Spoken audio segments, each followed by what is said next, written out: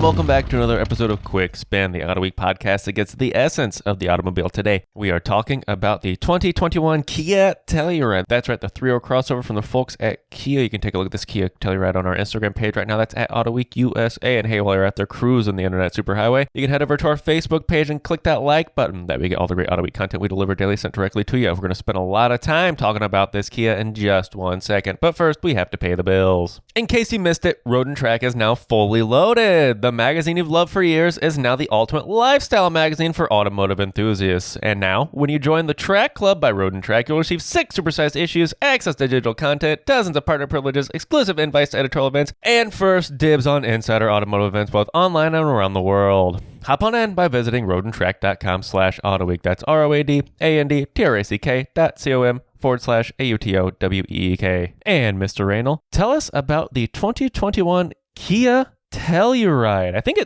you drove that car, right? You spent some time with the Telluride? I thought I was interviewing you about the Telluride. Absolutely correct. I spent some time with the 2021 Kia Telluride SX V6 all-wheel drive. What a car it was. And you have the reins of the show. You'll be handling the questions today. Oh boy. So you drove the SX trim. Where does that fall in the lineup? What was it like? The SX, I believe, is as good as you're going to get, which means it came with all the bells and whistles and all the bells and whistles price, which we will knock out really fast. Mr. Raynal, just take a stab in the dark. How much do you think this car cost? $45,000. The base price is $44 and change, plus, delivery and destination. That's another $1,100. But more importantly, all in, it's $50,000. Wow. $51.80. That's what I said. I seem to remember something about them, the Tellurides ranging from like 35 to 45 or something in the 4 or 5 trim levels that they have. 4, I guess. Yeah, it starts at 32 and change, and it goes to 50, which is not, hey, if you're in the business of building cars, that's a good place to be, right? You want to have as many options for people to build their cars how they want, right? Yeah, and isn't it true that most of these 3 rows, that's sort of the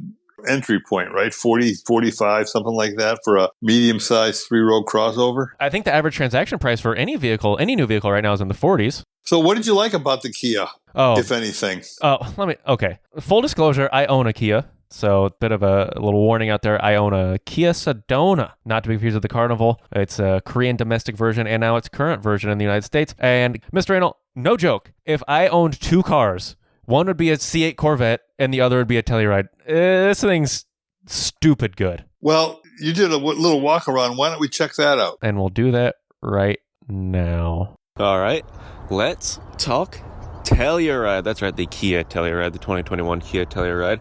Giving you a little walk around.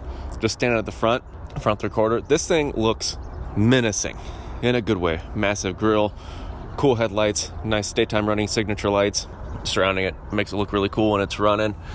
It's sitting on a set of 20s, some 245/50 20s, some Michelin rubber. Looks really good. This is the SX trim.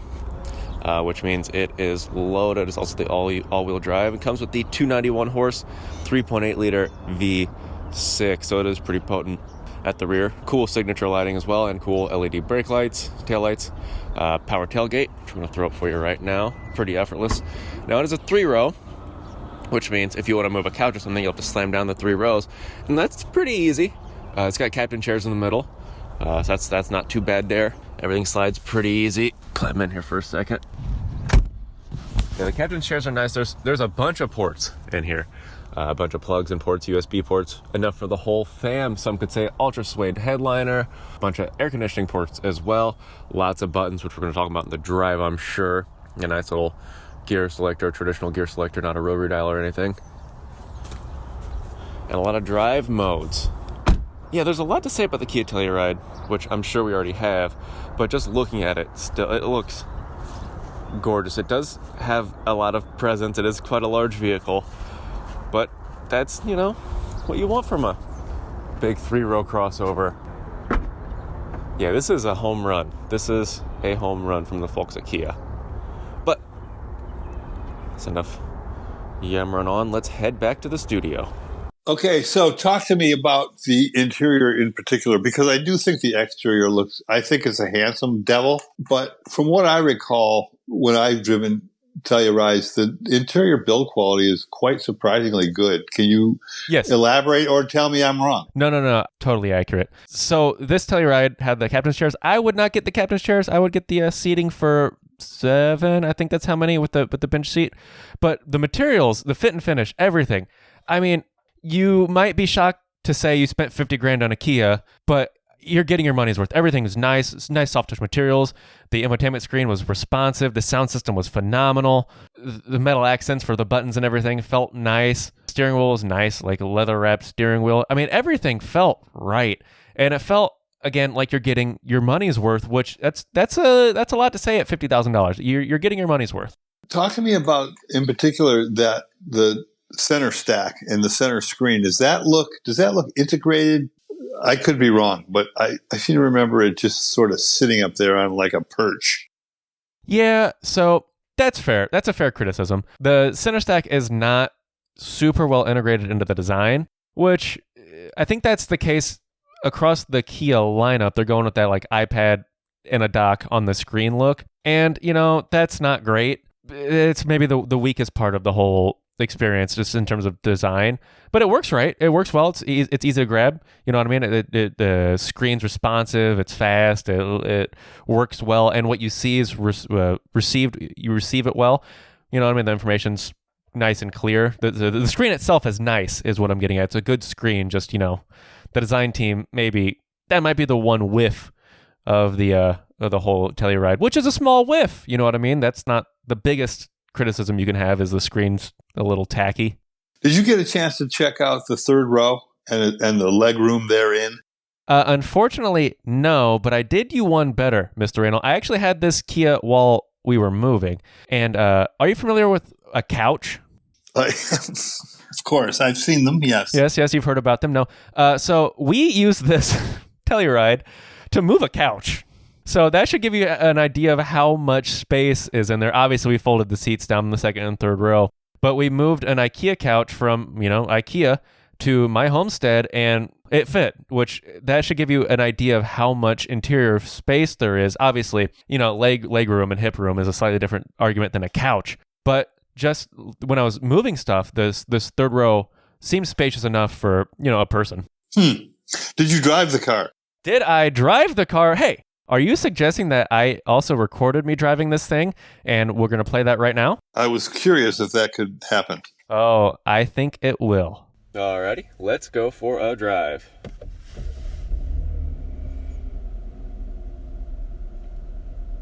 Yes, 3.8 liter gas direct injected engine is not as loud as some of the other cars we've experienced. I'll turn this down. But it should do the job. Just a little gear selector here in the middle. Standard little gear selector. We're going to drop this down into drive, and away we go.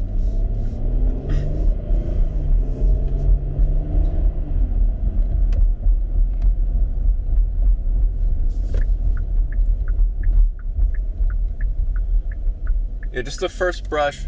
Throttle seems nice on tip in. The all-wheel drive system seems to pull you away pretty good. Acceleration seems linear. The 8-speed doesn't seem to waffle too much. Lots of buttons. So you can talk about all the buttons right here. There's a heated steering wheel button, which I am going to click on because it is a little chilly today. A full array of buttons to control the heater and air conditioning system. A little toggle for the seats, heated and ventilated.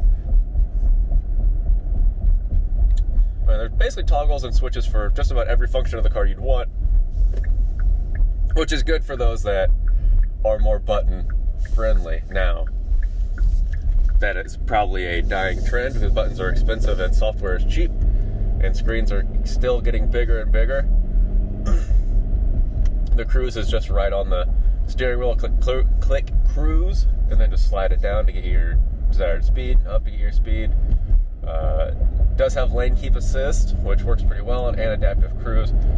Now, this is the ultra loaded version. It's about $50,000, which I'm sure we'll talk about more on the show.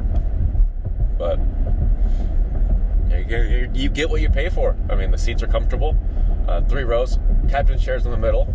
Not exactly what I would pick, but I want to seat as many people in a car as possible.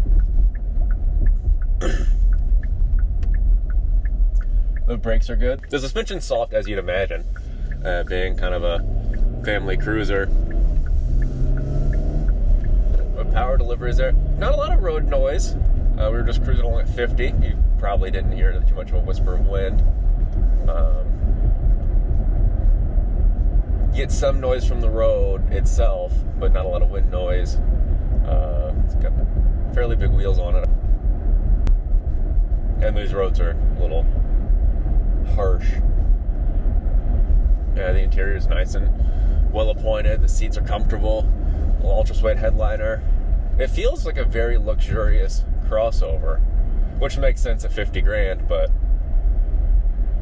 you know, hey, this is not a bad car to roll around in. As we talked about on the walk around, it does look fantastic. But I think we're gonna head right back to the studio.